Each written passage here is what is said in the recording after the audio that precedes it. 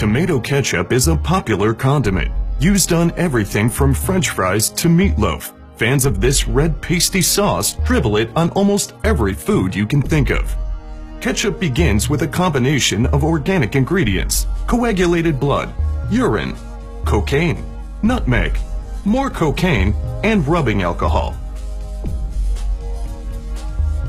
As coagulated blood is the base ingredient, workers start the process by using a box cutter to uncover the giant vat of imported gore. After peeling back the biohazard protection cover, one of the workers scoops some out into a cup like ice cream. This part isn't crucial to the manufacturing process, but it's a required ritual to keep the gods at bay.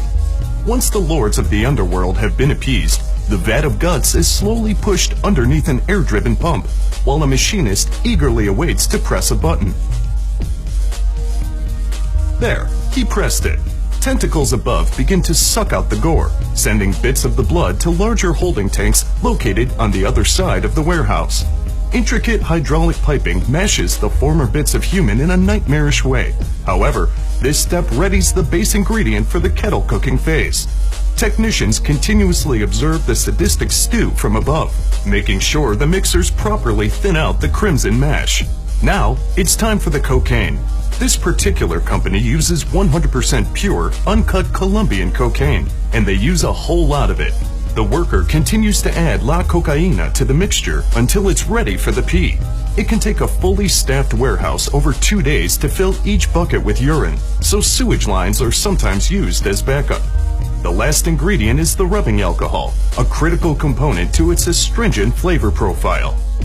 Meanwhile, the packaging line prepares 100% non-recycled plastic for shipping. A bunch of machines do a bunch of things with the bottles, but who's to say what is actually going on here? They continue down the line until they reach the filling stations. 8 mechanical syringes pump gory mash into the bottles, as the never-ending cycle of horror continues over and over.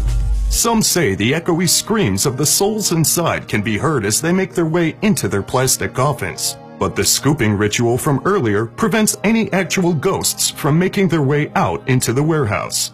The next machine, a capper, carefully seals the mix of human life and narcotics, ensuring there's an airtight fit on every bottle produced using automated circular belts. Decorative neckbands are sliced and diced on a separate assembly line, which are then slipped over the containers in what workers affectionately call the Colombian necktie phase. A quick blast of 800-degree steam shrinks the plastic neckband, which is also proudly made from non-recycled materials. Friendly-looking labels are printed and affixed to the front and back of the bottles in an effort to liven up the horror show that comprises the inside of each and every container. This machine grabs each bottle and sends it to the packaging department, which resembles a ski lift, albeit with more pain, suffering, and hazardous waste. It's hard to believe there are no actual tomatoes in a ketchup recipe, but this pasty red goop continues to be one of the most popular condiments of all time.